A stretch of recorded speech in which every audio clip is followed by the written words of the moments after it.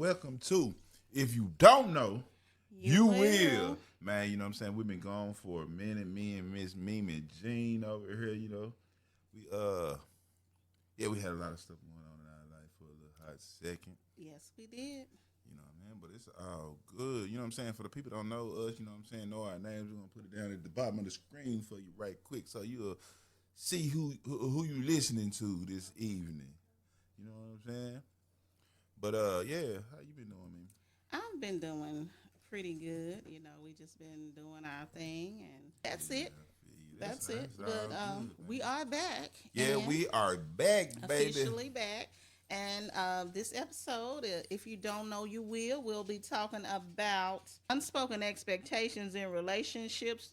We're talking about the rules we never made. So basically, we're talking about the rules we never made. Those unspoken things, those expectations that we put on each other. That's what we're going to be talking about today. Before we get to that, look, people, we're not trained at this. We just like to talk and get other people, you know what I'm saying, see what they think about what we talking about, you know. And so y'all can bring this stuff in y'all household or y'all relationship sometimes, you know, or your family, you know what I mean. We kind of try to be wholesome as possible, but we're gonna try to keep it real, you know what I mean. Absolutely. So that's your disclaimer. Right. You take it and do what you need to do with it. But and shout out to my Black Man Strong and Rika and John. You know, Rika and John. You know what I'm saying. Hopefully they'll be having their own podcast soon. But you know what I mean. Me and Mimi-Jienne had to sit down and do our own design. Yeah, we have to do our own design. Right. Yeah, but we'll be talking about those things that you know, in relationships that we just don't talk about. We expect people to know about, but we don't talk about them. And so before... And expectation is a lot, too. Yeah. You know what I mean? Because, and it's kind of like the theme of the show anyway, because people expect but don't know. Yeah, they don't know. Right. So we got to get into know. And speaking of getting into the know, I'm going to give you a little trendy talk, get you in the know, and this is In the Scene with Mimi-Jienne. Yeah, a whole lot of mess. It ain't no mess. It ain't no mess. So this is what has been going on. See, what had happened was. So this is what is going on. So the first thing we're going to be talking about is this viral sensation that I know you all have been hearing about for the last couple of weeks. I call her Trail Ride Girl. You talking about, what's she got, a snake slide or snake sniffer? They say she moved like a snake. They said she moved like a snake. Did she play the R. Kelly song while she did? No, she ain't do R. Kelly like song. A snake? No. So some trail ride, you know what I'm saying? She trending. I mean, I don't know. Well, she's trending because she does this dance at trail rides and events, this dance to Morgan Wallen's remix, Dangerous. And it's that somebody remixed it and put twist now, on there. So is she white or black, though? I don't know. I think somebody said she was mixed. So she's mixed. Okay. She's black and white. Okay, cool. She has some African-American ancestry. Okay, because, you know what I'm saying, I really didn't know because she looked like, you know. Yeah, and then some people did say she had mentioned the racial slur or whatever. Right. She's supposed to be, they say she's mixed, but this viral sensation's been going all over TikTok, how she do the little dance and, you know, rock and roll, and then they say she moves very snakish. So she said that since she blew up and she's a viral sensation, she wants how much is it? She wants $8,000 to perform at your trail ride. So everybody's been making videos. Okay, what's she gonna be performing? What's she gonna be doing? She's gonna be doing $8,000. She's gonna, when they play that song, she's gonna move it like a snake. She's gonna move for $8,000 like a snake. Yeah. Initially, she said $6,000. Well, people. I'm so close to Memphis. You know what we do. I ain't even just got to explain it, but for $8,000, she look. I'm just gonna let this. $8,000. I mean, if a celebrity, just think about it. If a celebrity, if you want to book a celebrity for your party or something, sometimes they just walk in the door and walk out. You right. But they're saying that she's not of that caliber to be getting $8,000. Right. But when you milk, but if a person gonna pay it though, yeah. For sure. I guess it's kind of like the hot tour girl. She got her money, so you know, old video, right? And sometimes when you have these things, people not dancing, they not doing nothing, and if you bring a trail ride girl, then she'll hook it up and get the party started. So it's just to each his own. So so that's then trail ride, girl. Yeah. You said hook it up for $8,000. No, not that kind of. But I'm just saying, I don't know what you meant, but I know what it sounds like. Not that kind of, not that kind of hookup. Okay.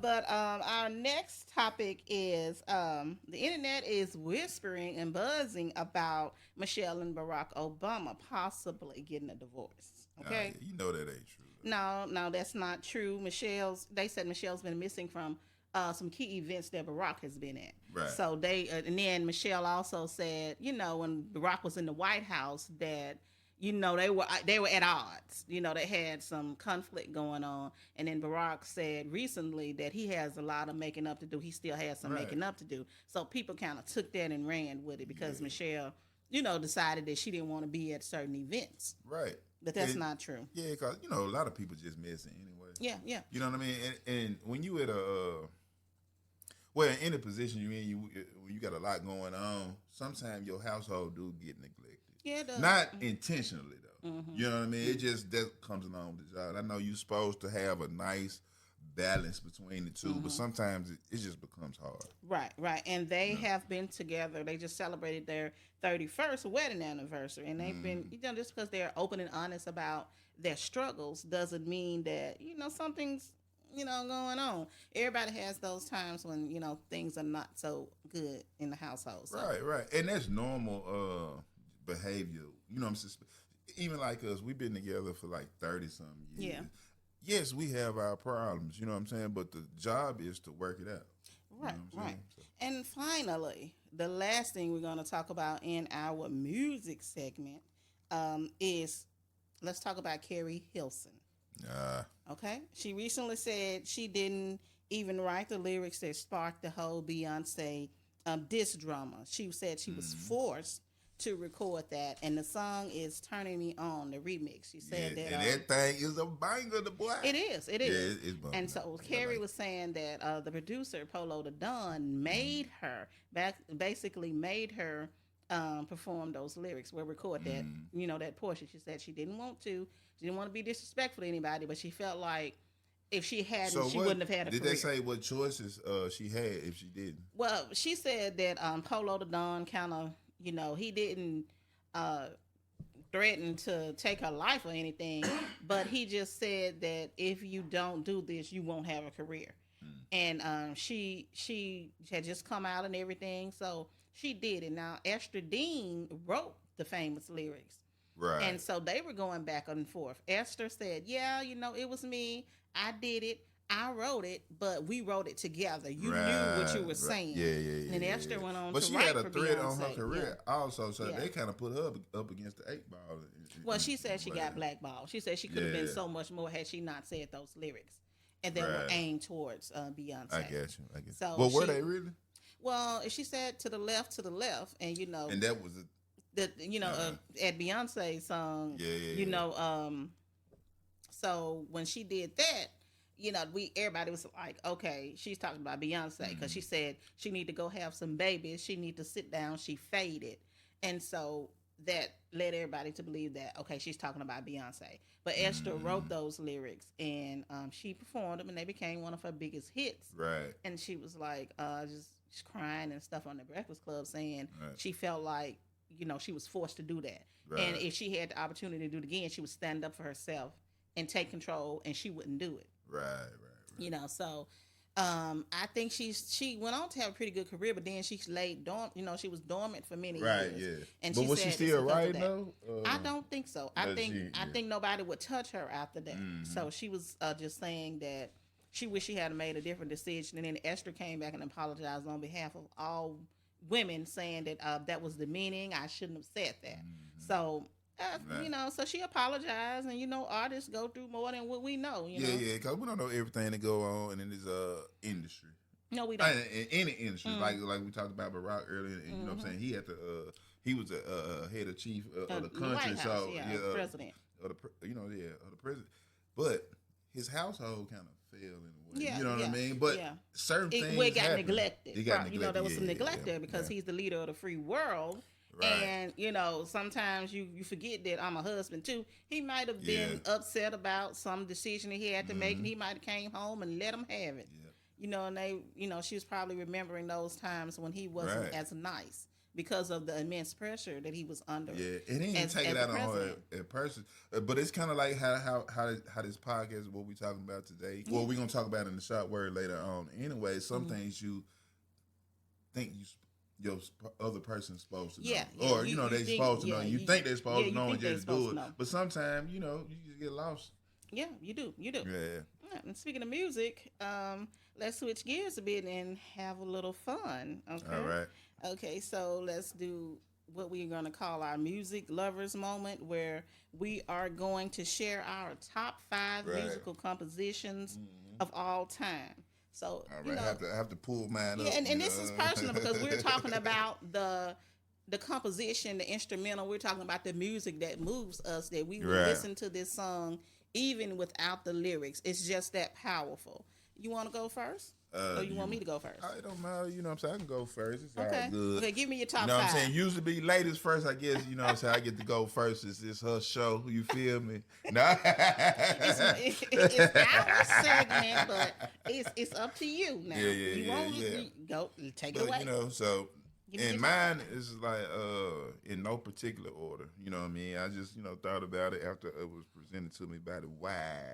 You know what I'm saying? So one of them was Ship Ahoy, OJ's. And, I like it. You know what I'm saying? I like the song just because, if you know this song, you hear it and you hear them on the water and the wind blowing and, you know what I'm saying? You hear the suffering and it's just it's like a movie in sound, you know what I mean? Like most music is, but yeah, I love it. Like I can put it on and just beat. And my second one is Papa Was a Rolling Stone. I love the Temptations. You know what I'm saying? And it just, before they even sing, you just hear dum dum. Dum, you know what it is. Yeah, and you just gonna vibe. So you ain't worried about the singing because it don't come on to like 3-4 minutes later on the song. But you still like in that thing. You know what I'm saying? The zone type. All right. So my third pick, Keith Sweat. Now, look, don't y'all beat me up for this, but it's, ain't nothing wrong with you know what I'm saying? You know what I'm saying? How deep is your love? You know what I mean? And it's more about, I love the bass. You know what I'm saying? I'm from the South. We like, doom, doom. Look, and that thing come on. You can't look. He ain't, cause he got a little whiny voice, right? Yeah. But still, when that music come on though, it ain't doing a whole lot, but doing just enough, you know what I'm saying, to feed my soul. Okay. Yeah. That's what we wanted to do. Music evokes that. Next one, my fourth one will be R. Kelly. Kales. I believe I can fly. Wow. You know what I mean?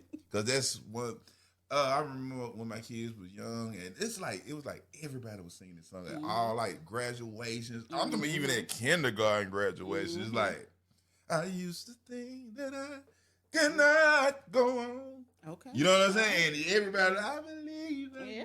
You know what I'm saying? They're just doing that thing like, and just the arrangement of it. You know what I'm saying? Because I'm used to his Buddha music. You know what I'm saying? Talking about love making it. You know what I'm saying? Things like that. And just to hear something like that from one of my favorite artists, you know what I'm saying? That was dope. You know what I'm saying? Okay. It got me to see his mindset. Okay. And my last one will be Jodeci, Forever My Lady.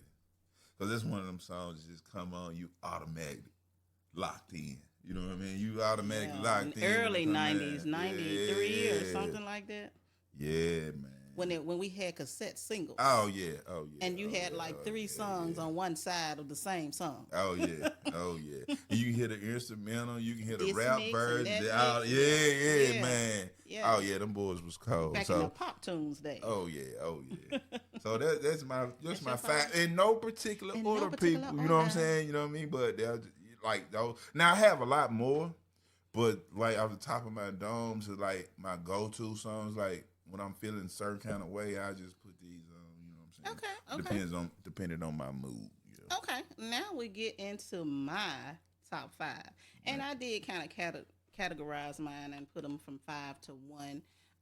And not to be redundant, but I will say that my number 5 is R. Kelly. I Believe I Can Fly.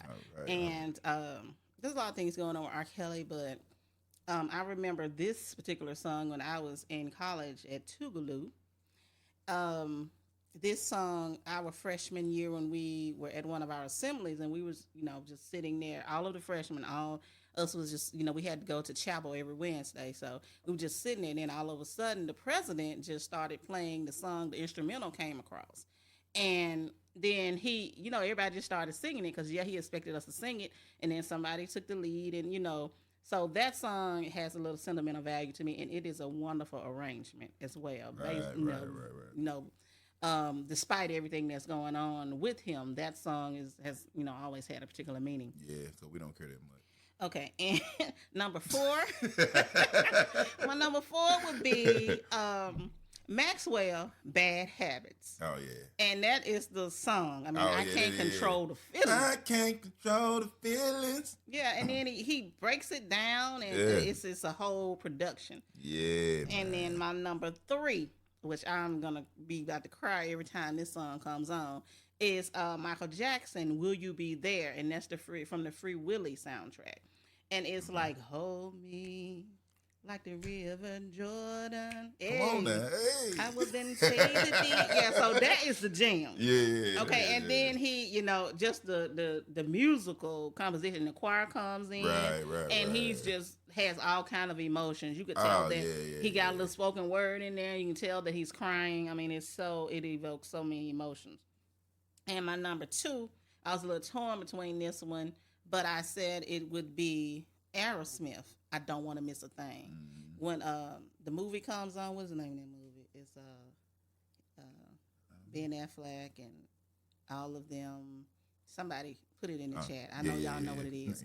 But it's I Don't Want to Miss a Thing. And so that, when Steven Tyler comes in with that, when it first comes on, it's like this build up. It's the decrescendo, and then it's the crescendos back down, and crescendo up and decrescendo down. Right. But it tells, it just tells the whole story, and then Steven Tyler comes in, and he's not even doing all that hollering that he usually do. He's just taking it easy, because this is a type of song. That was soft rock. Yeah, that you can just sing and take it easy. So when I hear that, I'm like, yeah, that's it. And it keeps building and building. I love that song.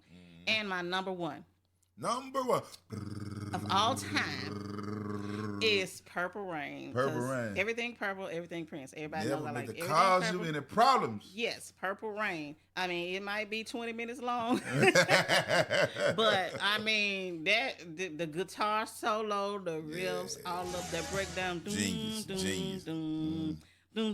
Okay. So y'all get it. So that is my top 5 musical compositions of all time. So that was great. That was great. And give us yours. Let us know what yours is in the chat. And or do you even agree with us at all? You know what I mean? Yeah. Do you? How do you feel about it? Right. And so that is our musical composition. So we look forward to finding out what yours is. Right. And so the next thing we're going to do, we carried over from our other show, is the shot word. And what do they do when they hear the shot word? Well, you take your drink and drink.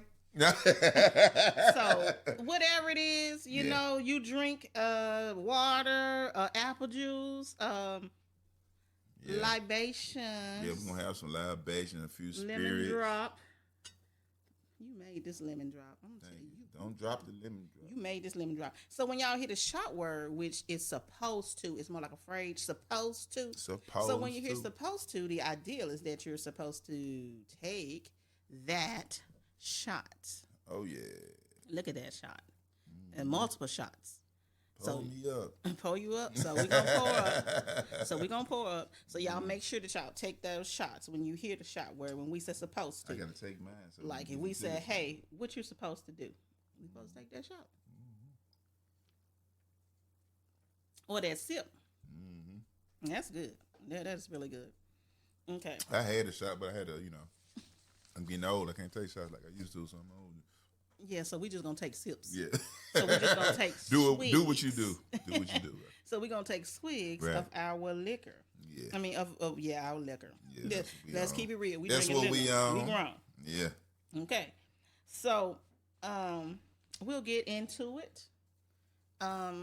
We're talking about the rules we never made. The rules we and never what made. and so what are we really talking about when we say the rules we never made? We talking about those silent type of arguments. Right. The expectations, the things we bring into a relationship that we don't say out loud. But they become arguments. They really not. You be arguing with yourself because you expect the person to already know these things. But our expectations come from a lot of things. They come from what we seen, how we were raised, what we saw growing up, or what we wish, or what idea we have on what love is supposed to look like. And a lot of y'all people get a lot of it from these movies. Get out of there. And soap operas or whatever. Wherever you get it from, whatever your fairy tale is. I mean, if that's how they see it, okay. And then for me, I know we got together kind of real young. So she took me, people.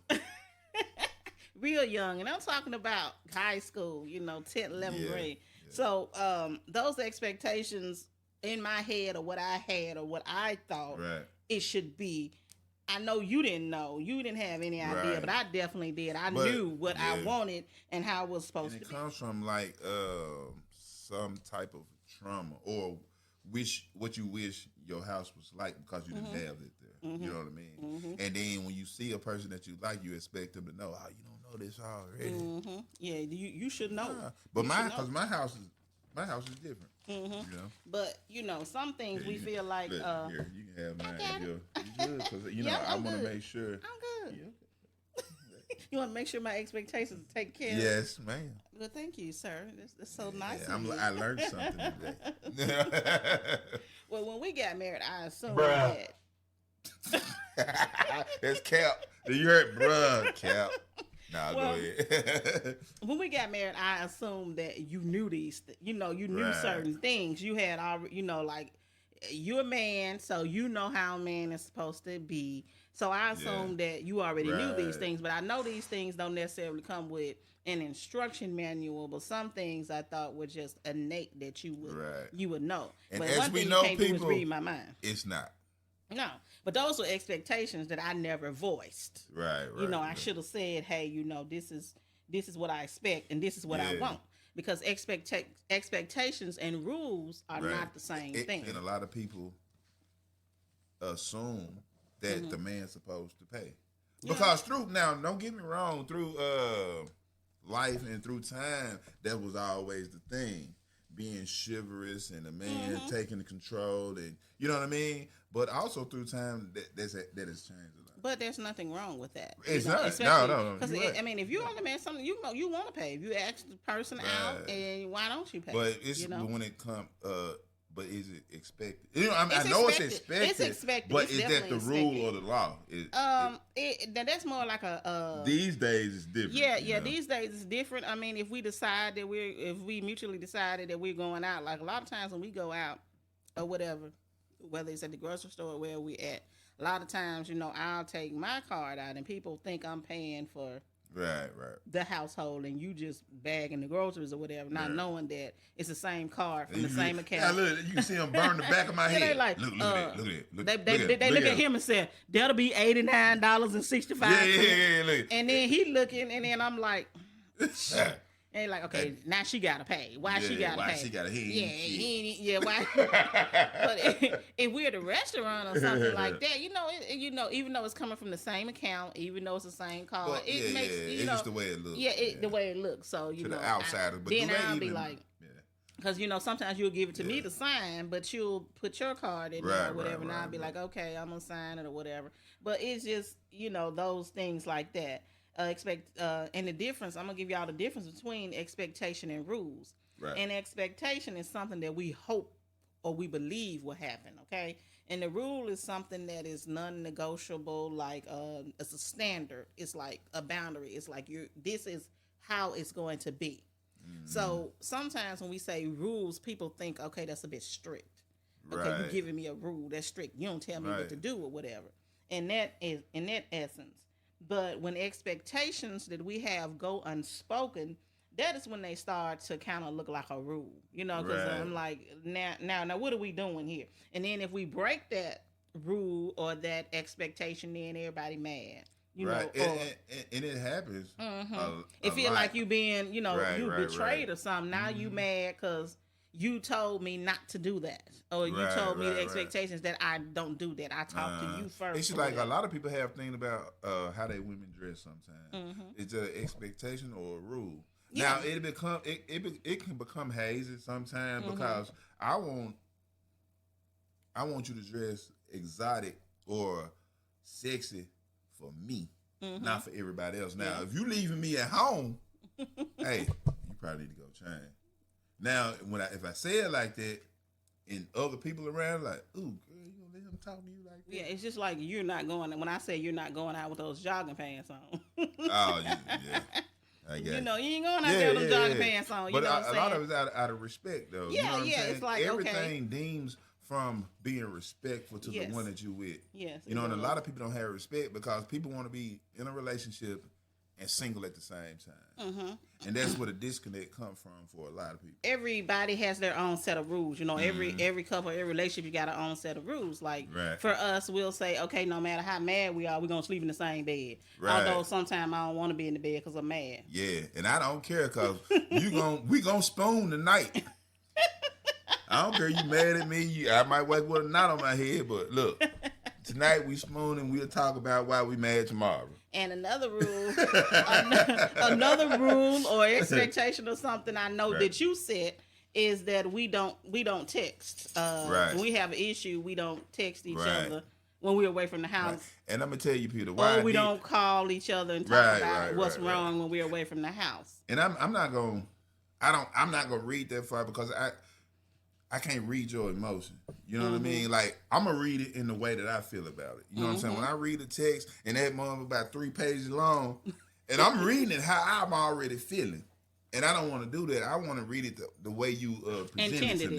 Intended to be. So I just leave that, you know what I'm saying, to the side. And do that cause conflict? Because, sometimes it does because I know you're not a confrontational person. No, like you don't want to be. You be looking at you don't look at me. You looking in the sky, talking. Like, I'd rather write it. I'd rather write it. But now sometimes you have to have those uncomfortable conversations until you start acting crazy. Now and kindly say something to me that's fine. So I want. Sometimes I do want to send you a message or say, look, you left here with your tail on your shoulder, what's wrong with you, or whatever. But I just wait. Then I don't get my call, I'm mad. Right. Because I remember the other day, we was into it about something. I forgot what it was at this point, because it was kind of minute.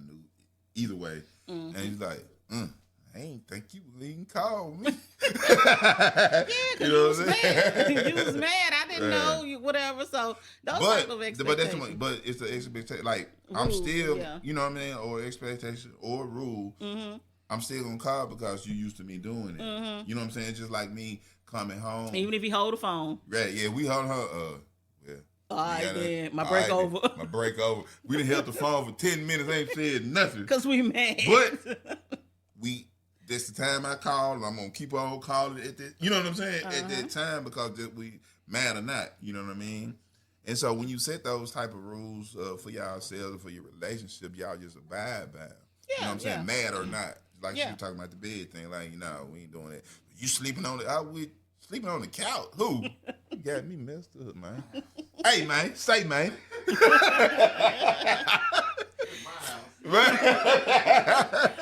And on that note, I'm going to hit y'all with some stats. Let's do a stat check. According to a 2022 Marriage.com study, 67% of couples say that unmet expectations are one of the biggest causes for conflict. Right. Okay. And then the Godwin Institute found that couples often don't fight over money or sex. They fight over how things are managed in silence. Right. So I'm going to let that kind of stew. Yeah. And studies also show that communication breakdowns, not cheating, not finances, are a top, predictor for divorce. What do you think about that? The communication and the problem is people know how to manage. Well, try to learn how to manage their own self, and they think to them they can manage the other person too. No, you can't manage me. You can talk to me about what needs to be done in any situation. It can be sex, finances, or how much time we spend all of that. But only way we're gonna get through to each other is to have the conversation. If you don't have the conversation, you will get nowhere. But a lot of people are scared of rejection. First of all, that's why they don't really want to say nothing. They just want to say, "Well, you should know." Yeah. You know what I mean? And everybody don't know everything because, like we said earlier, everybody was raised different. My expectations for me is different. You know what I'm saying? For you. And then it could be because of the way that you were raised that you have certain expectations because you don't want to repeat those same mistakes or you don't want to be that way. So you're like, okay, I'm going to be this way. My parents might have did things this way. I'm going to do it this way. And this is why I want things this way. It's just like, so it's a compromise. And I don't know if this was a skit or not. It looked kind of like it was a skit, but when we were watching the thing earlier and the girl said, well, just, if I get he gonna give me $3,000 a month, but sometimes he might fight me and hit me upside the head. Yeah. So, people, if y'all see my eye swollen looking like this, don't say nothing. Just know I got the bag. I said, what kind of foolishness? You feel what I'm saying? But hey, that's for some who if you value money over your self-respect, hey, that's on you. You know what I mean? But don't expect for your friends to agree with that. Yeah, because money is, will cause some issues for you if you think that's supposed to make you happy because you see what everybody else have, and then you so hung up on the materialistic things, then looking right in front of you. You want to take trips, you want to do these things, but there are a lot of things that you can do that are very inexpensive. You can take a picnic, you can go to the park, you can just just ride and vibe but a lot together, of people things like that. In the society that we live in, people gonna look at that and gonna be like, "Oh, that nigga broke. He a picnic. Who does that?" You know what I'm saying? They want to go to the most expensive restaurant, and they ain't got no food in the refrigerator, mind you. But they still think like you supposed to go to the most expensive place in the world or have the most expensive thing, but you can't. You don't have time for your kids. You don't have time for yourself for real, like socially. I mean, well, not socially, but spiritually. You don't even take time out for that. But as long as you got the bag, you okay. And a lot of these things, these unspoken expectations, can lead to separation or even divorce because they just don't like each other. You know what I'm saying? They live in two different versions of what they feel like love should be. Yeah, and then when they got ran through, I'm talking on both sides, then they want to go, you know what? That was a good man. That was the one. That was the one. I want them back. You know how they was talking about people getting remarried. You know, we talked about that last night. You've been divorced for 20 years and then you get back together because you realize that was the so-called one. But you just realized that person was the actual one. You know, and sometimes it be too late, and sometimes it don't be. They take you back. You know. And I was at the barbershop like the other day, and like some people were talking about that, like how the ex-wife wanted them back. You know what I mean? But he done moved on. Like I still love her because we got kids. Yeah. But like, hey, that ship has sailed. That ship has sailed. Yeah. So right now you can look in the chat. You can tell us how you feel or what you think about what we said about unspoken expectations. What are some of your expectations? What are some of the things that are deal breakers for you? Right. What kind of rules that do you have, or did your rules cause you to cause your relationship to end? Because some people rules can be extreme. Now there are some things expectations that we have that are outrageous, and then there's some things that are very, very realistic. Like I'm not gonna say that I'll never do this or I'll never do that, because there may come a time when I had to push that garbage out to the road when nobody's here, or there may come a time when I need to go get that oil change or anything. There's not things that I would like to do, but I can do them. Right. I have knowledge. Some things are expected for like a man or. You know what? In this climate, I can't even say it's just in a relationship. Because once you talk about certain things, like this is what I expect, and just let that be. You know what I'm saying? But I know, you gotta have that conversation because they're gonna be like, she's gonna be like, damn, I always have to do this and do that for myself. But sometimes people just don't know, and they didn't have that father figure or that male figure to tell them, son, don't let the woman do this, or son, make sure that you do this for your wife or significant other, or do this. Some people don't have that. You have to tell them, you can't be like, I ain't touching that guy. Just say, right. I feel like that's one of so the things you gonna let this shit pile up? Yeah, I feel like that's one of the things that you should have to do. Right, you know? right. You know, now, if I'm there, I feel like I'm obligated to do certain things if I'm there. Mm-hmm. But don't be that person just let it pile. Well, ain't no man around. I'm just gonna let this shit just fester and just pile up, and you know what I mean, and just let it go. Nah, why should I have to pump my own gas? You know, sometimes like you have to. Now, yeah, sometimes you have to. And as a man, I feel like you shouldn't have to pump no gas, but hell, if you don't eat, you better go get some gas. All right, you gonna cut. Go get some gas. Well, but look, but I'm gonna say this. For me though, but like now, if it's at night, now come on, baby, come on to the house and I'll go get it. Okay. No, in the daytime, like if you come back in the daytime, you about to run out of gas. I'm looking at you funny. I'm like, what? But at night, you know what I mean? Or you in Memphis. Hey, if you in Memphis at any time, don't never stop. Just come on. If I'm in Memphis, I'm gonna ride the balls of the tire until the rim just dragging the ground. Man, hey, look. We used to live in Memphis, man. I love Memphis, man. I'm just saying. Y'all know y'all reputations. Look, don't make me. Okay. Right, yeah, all man. Right. Yeah, we got a little studio artist right here. That's why I keep turning my head. But yeah, we got a couple of people in here because it was a prom night for E&P, man. Big up there. So you know what I'm saying? We got a couple of little chicks off here went to prom. You know what I mean? They talking about they got pops on the side, so he trying to he driving for them. He hustling. But yeah, big up like E&P prom last night. You know what I'm saying? Hope y'all had great fun. Know what I'm saying? And everybody's safe, and we're glad that everybody made it back safe. Okay, so now we're going to talk about how to combat that real, honest conversation, what you need to do, because we give you these tips and scenarios, but we're going to always tell you what you can do to fix it. And you can take this information and use it, or you can say they don't know what they're talking about and keep on doing what you're doing and keep on putting gas in your own car. Right, but one thing, like, at least, man, try to... talk about these things. Don't just let them sit by the wayside and don't even bring it up at all, because that's when you failing yourself and your significant other. Yeah, and here's the thing: we don't have it all figured out. We have our own issues and problems as well. We still learning with everybody, still doing the work.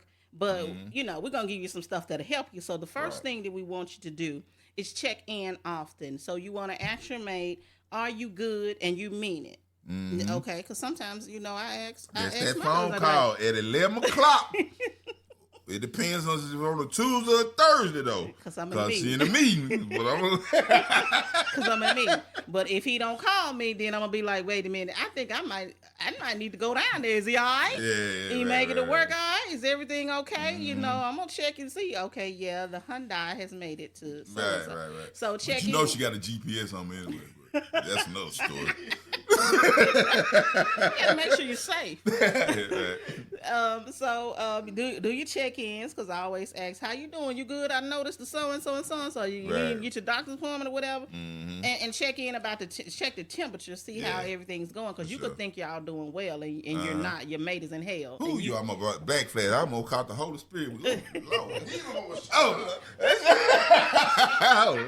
You think y'all doing good and you're not. You gotta check in. Well, I had about 2 weeks of that. I was crying and shit. Look, I'm in the shower like, oh Lord, I don't know what I done did. I don't think I did nothing. Let me check my messages in my phone. I ain't did nothing. I ain't inboxed nobody. I ain't did what's wrong with her. Lord help me. And the next thing, number 2, is say the quiet things out loud. Okay. Right. Don't be hoping they figure it out. And most importantly, say it kindly. The things that you've been going over in your head, say it kindly. Say, hey, baby, I noticed that you ain't give me none. Don't spit it out. That be most of our is look, baby, it's been a week. He said it's been a week. He said it has been a week. Either way. More like it's been 24 hours. Man, 24 hours. You ready? Hold up. Nah. Number 3. Number 3 is define your own values. What is important to y'all as a couple? Right. What are bedtime rules? Cause somebody go to sleep and I gotta go to sleep too. Well, Just I ain't gotta go to sleep, but I gotta go lay down. And you know what? While we doing this, I want to apologize to you for all the time you asked me to come lay down and I did. Oh. Because like now that we on the same shift and I have to lay down before you do, it feel weird to be in the bed by myself. Oh. You know what I'm saying? So I'm like, I don't care if you go to sleep, you can get up. That's how I felt when the bed was cold. But see, now I get it because you can get up and do what you want to just. Come to bed. Just gonna lay down, what I mean? Yeah. So that's one of our rules. The other one is in the bed. Then just come till that other one goes to sleep or whatever. Oh, you said and then I now? Get it. Just go do what now? I was just asking.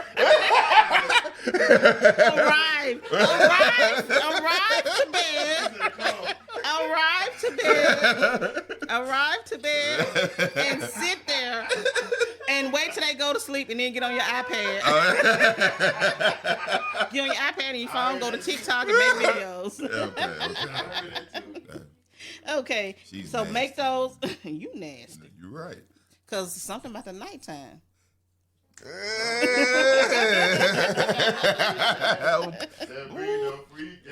Man, there it is. So you want to number 4. Right. You want to use the we language, and if you don't know what the we language is, shift from you don't to how can we. How can we? Because y'all, you got to understand one thing about that. And what I feel like my wife is saying is that from when you married, y'all become one. Mm-hmm. So you're not an individual anymore in a way. So you have to. It's us and we. Yeah. All the time. It ain't I anymore. Mm-hmm. It's we. Yeah. And y'all have to talk to each other like that because ain't nothing separate anymore. Mm-hmm. You know what I'm saying? How can we do this? How can we get here or whatever? Yeah. So why come you don't take me on no date nights? Yeah. It's how can we schedule some time to be together, to have date nights and things like that? Okay, how can we get some more money so we can do this thing? Because your wife is a connoisseur of fine foods. Right. Okay, and number 5, accept growth. The rules you live by at 25 might not work for you at 40. Right. Okay, and you don't even have to spread it out that far because I'm a true believer. Like, you know what I'm saying? When I'm around good energy, the energy transfers to me. Because sometimes just in one day, I can meet a good girl. Like, I've never... And we having a conversation. Mm-hmm. I never thought about it like that. And just in that instant, I can change. Right. And I bring it home with me. And you know what I'm saying? Now I done changed in that. So now, just from day to day, I done changed just from who I was. Yeah, you know what I'm saying? Absolutely. It don't even take a whole lot of time. Yeah. Sometimes. Yeah, but you're not the same person. Right. We can't do this. What worked for us back then, don't. Right. Work anymore because we've evolved. Mm-hmm. So, we're different. We change every day. So the same thing that you was doing before, you can't do it no more. Right. You got to come up with something better. It's just like people, them same positions you can't do when you were 25. That's in 40. You can't do it no more. Come on. You gotta slow it down. You can't speed it up. Keep it right there. Don't move too fast. Don't stress too far. You're gonna be all right. When your wife is not a pretzel. She got to stretch. Just don't be afraid to have those uncomfortable talks, because that's where the healing. That's where the healing starts, and that's how you get closer. Closer than close. Closer than most. Yeah. Okay. All right. Now. So you have to always be that, man. If you don't, man, you doing yourself a disservice. You really are. As a couple, and then you got to ask yourself why y'all together. If I got to be so separate from my mate, why are we together? Yeah. What are we doing here? Yeah. What are we doing here? And if I'm that unhappy, and don't let the kids be an excuse. Bro. Don't let the kid be no excuse now. Yeah, you're right. You said something right there. Because if you're not happy, what you there for? Right. What are you there for? Because life is too short for you to be unhappy. Who can I run to? I had to be ready. For this one. I had to be on my way home. I had to be ready. Yeah. So we really appreciate you all taking the time out to spend with us on If You Don't Know, You Will. We back, baby. We're back. And if you want to be a guest on the show, just hit us up in our inbox, or you can message one of us and let us know we still accepting guests and stuff like that. And if you need help with your own podcast and getting your own podcast together, and you just need production, we got you. Oh yeah. Okay. And it ain't free. This ain't for free. Yeah, you ain't said the real part. They can't say the real part. Kevin ain't here. Kevin ain't. Can't say the real part. That's out the door. Yeah. This ain't for free.